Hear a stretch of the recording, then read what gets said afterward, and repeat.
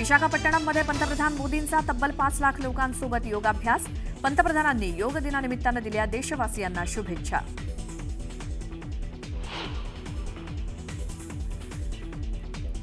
केंद्रीय मंत्री नितीन गडकरींचा नागपुरात योगाभ्यास। हजारो लोकांसोबत गडकरींची योग दिनानिमित्तानं आयोजित विशेष कार्यक्रमाला उपस्थिती।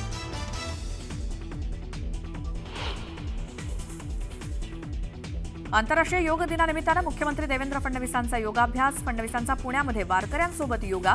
पुणे विद्यापीठात विशेष कार्यक्रमाचं आयोजन।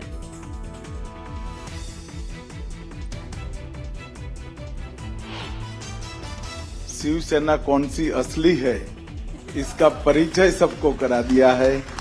ऐसे श्री एकनाथ शिंदे जी। खरी शिवसेना एकनाथ शिंदेंचीच। मुंबईतल्या कार्यक्रमात अमित शहांचं उद्धव ठाकरेंवर शरसंधान।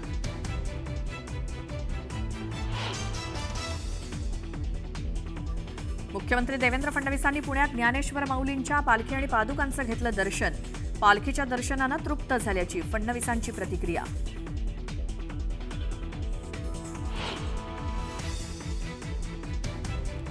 संत ज्ञानेश्वर आणि संत तुकाराम महाराजांच्या पालख्यांचा पुण्यात मुक्काम। पुण्यनगरी गेली भक्तिरंगात रंगून।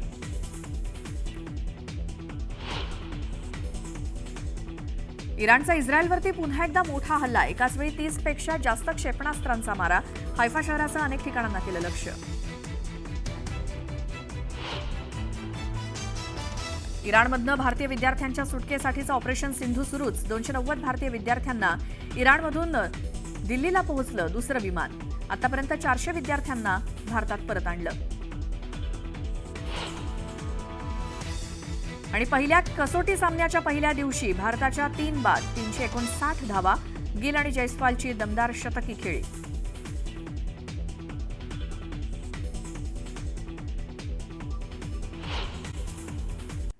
साजरा करण्यात आला आणि आम्ही सगळ्यांनी एकत्रितपणे योग आसनं केली। मला असं वाटतं अतिशय आनंद देणारा अशा प्रकारचा आजचा हा कार्यक्रम झालेला आहे।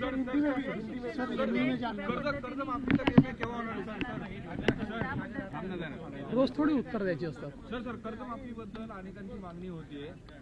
भाविकांनी देखील मागणी केली की कर्जमाफीचा निर्णय अजून घेतलेला नाहीये। हे सरकारने शब्द फिरवलाय का? कारण की निवडणुकीच्या काळात देखील महायुतीमधील अनेक नेत्यांनी शब्द दिला होता।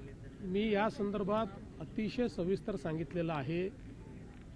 कर्जमाफी कधी करायची या संदर्भातल्या काही त्याचे नियम आहेत।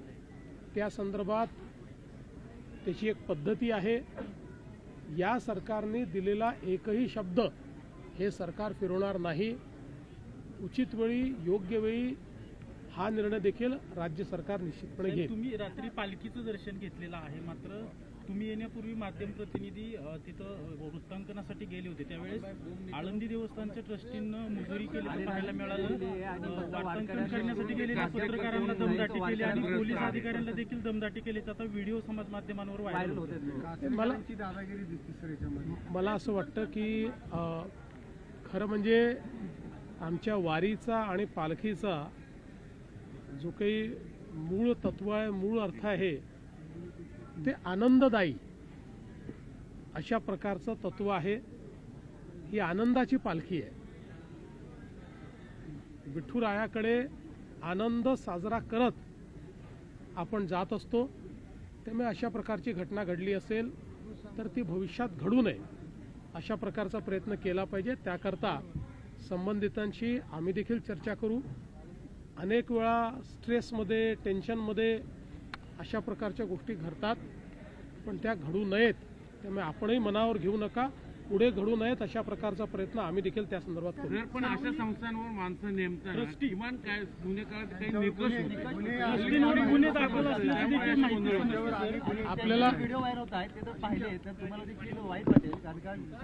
आपल्याला अतिशय स्पष्टपणे सांगू इच्छितो की यांची कोणाचीही नेमणूक सरकार करत नाही। ही सगळी नेमणूक ही ज्युडिशियल ऑफिसर्सच्या माध्यमातून त्या ठिकाणी होते। त्याची नेमणूक ही सरकारच्या माध्यमातून केली जात नाही। सर हिंदी में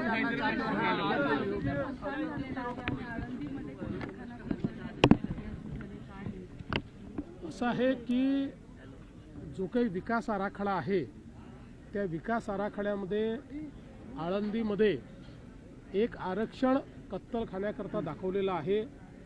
कुठल्याही परिस्थितीत आळंदीत कत्तलखाना करताच येणार नाही.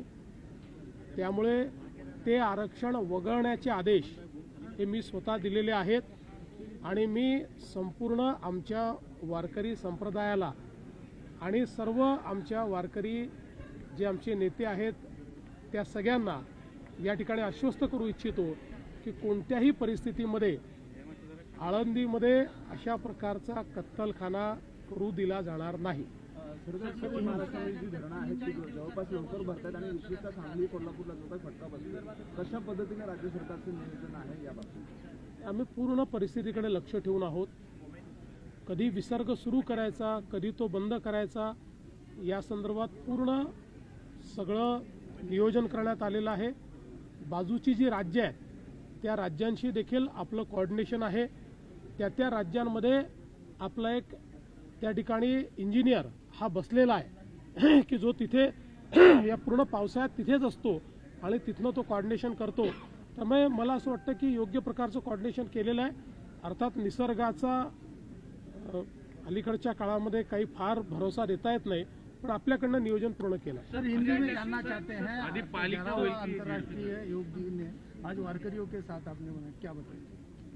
मुझे बहुत खुशी है कि आज अंतर्राष्ट्रीय योग दिवस पर पूना में हम लोगों ने सावित्रीबाई फुले पुणे विश्वविद्यालय इसके तत्वावधान में एक बहुत अच्छा कार्यक्रम संपन्न किया है, जिसमें महाराष्ट्र की प्राचीन परंपरा जो वारी की परंपरा है, जिसमें लाखों हमारे वारकरी ये पैदल श्री विट्ठल इनके दर्शन लेने के लिए जाते हैं, वो सारे वारकरी आज पूना में है. कल रात को वो पूना में रुके थे. उनके जहाँ जहाँ पर वो रुके हैं ऐसे सब ठिकानों पर एक साथ हम लोगों ने इस कार्यक्रम से उनको जोड़कर आज योगासन किए हैं. साथ ही में 700 पूना विद्यापीठ के महाविद्यालयों में भी हम लोगों ने इसी प्रकार से योग आसन किए हैं और एक बहुत भव्य इस प्रकार का कार्यक्रम हुआ है. मैं देश के प्रधानमंत्री आदरणीय नरेंद्र मोदी जी का आभार व्यक्त करना चाहता हूं कि हमारी जो प्राचीन संस्कृति है, हमारी जो जीवन पद्धति है, हमारी जो चिकित्सा पद्धति है, जिसमें केवल शरीर का विचार नहीं किया गया है, जिसमें मन का भी विचार किया गया है, जिसको आज की परिभाषा में होलिस्टिक हीलिंग कहते हैं, उसकी क्षमता हमारे योग में है. और उस योग को अंतर्राष्ट्रीय स्तर पर मोदी जी के कारण सारे देशों ने अपनाया है और पूरी दुनिया में आज योग दिवस हम लोग मना रहे हैं. उसी का एक हिस्सा आज पुणे में हम लोग योग दिवस मना पाए, इसका मुझे बहुत हर्ष है, आनंद है. सर, पुणे विद्यापीठाचा दर्जा वाढला, आंतरराष्ट्रीय पातळीवर रँकिंग वाढली, पण प्रत्येक विभागाची अवस्था अशी आहे की तिथं प्राध्यापक नाही आहेत. 2-2 प्राध्यापकावरती सर्व भार आहे. तर त्या भरतीच्या अनुषंगाने काय? पहिल्यांदा मी पुणे विद्यापीठाचं अतिशय मनापासून अभिनंदन करतो की पहिल्या 600 विद्यापीठांमध्ये जगातल्या आता पुणे विद्यापीठ आलं आहे आणि मला अपेक्षा आहे की पुढच्या वर्षी किंवा येत्या 2 वर्षामध्ये आपलं जे स्वप्न होतं की पहिल्या 500 विद्यापीठात आपली विद्यापीठं असावीत, कारण जगामध्ये पहिल्या 500 विद्यापीठांना मान असतो. तर मला असं वाटतं त्या दिशेने सावित्रीबाई फुले पुणे विद्यापीठाची वाटचाल चाललेली आहे. त्यामुळे इथले कुलगुरू, इथले व्यवस्थापन परिषद असेल, इथले सिनेटर्स असतील, सगळ्यांचं आणि प्राध्यापकांचं देखील अतिशय मनापासून मी अभिनंदन करतो. आणि इथे आपण जे सांगितलं डेफिसिट, त्या संदर्भात राज्याचे उच्च व तंत्र शिक्षण मंत्री चंद्रकांतदादा पाटील यांनी सर्व प्रकारच्या मान्यता दिलेल्या आहेत. भरती प्रक्रिया लवकरच सुरू होणार आहे आणि हे जे काही डेफिसिट आहे तेही पूर्ण केलं जाईल. उद्धव ठाकरे एकत्र येण्याची शक्यता आहे सर? मुख्यमंत्री देवेंद्र फडणवीस आज पुण्यामध्ये आहेत. संत तुकाराम आणि ज्ञानेश्वर माऊलींच्या पालख्या दोन्ही पुण्यात मुक्कामी आहेत आणि त्यामुळे आंतरराष्ट्रीय योग दिनाचं निमित्त साधून त्यांनी पुण्यामध्ये वारकऱ्यांसोबत योगाभ्यास केला.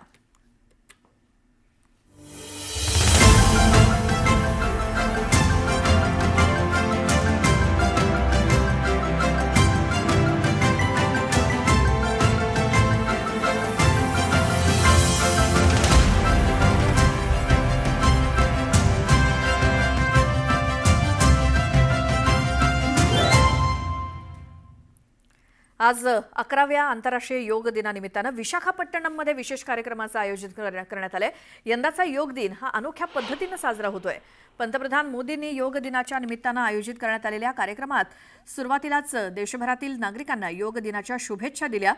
पंतप्रधान नरेंद्र मोदी आंतरराष्ट्रीय योग दिनानिमित्तानं विशाखापट्टणममधील समुद्रकिनारी तब्बल 5 लाख सहभागींसोबत त्यांनी योग साधना केली. देशभरात 3.5 लाखांहून अधिक ठिकाणी एकाच वेळी योग सत्रांचं आयोजन करण्यात आलंय. यावर्षी एक पृथ्वी एक आरोग्य ही थीम घेऊन मानव आणि पृथ्वीच्या आरोग्यातील नात्यावरती प्रकाश टाकण्यात आलाय.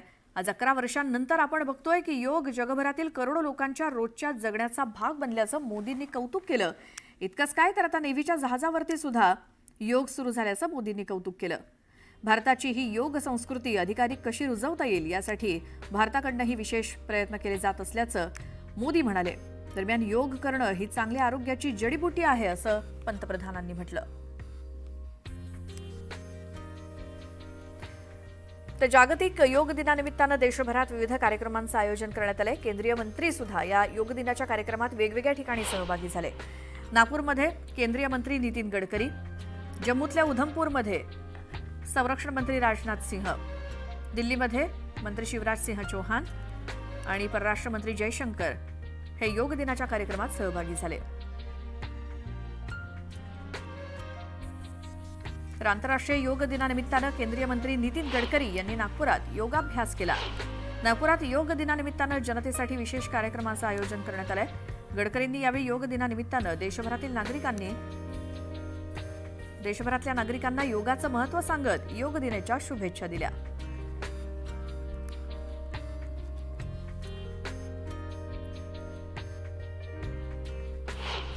मुझे इस बात की खुशी है कि आदरणीय प्रधानमंत्री जी ने यूनो में आज का दिन योग दिन करके जाहिर करने के लिए अनुरोध किया था. आज पूरे विश्व में अनेक देशों में बड़े प्रमाण पर आज योग का प्रसार हुआ है और लोग योगासन कर रहे हैं. ये हमारे लिए बहुत बड़ी उपलब्धि और अभिमान का विषय है. मैं सभी भाई और बहनों से अपील करूंगा कि अपने अच्छे स्वास्थ्य के लिए रोज़ नियमित रूप से योगाभ्यास करें.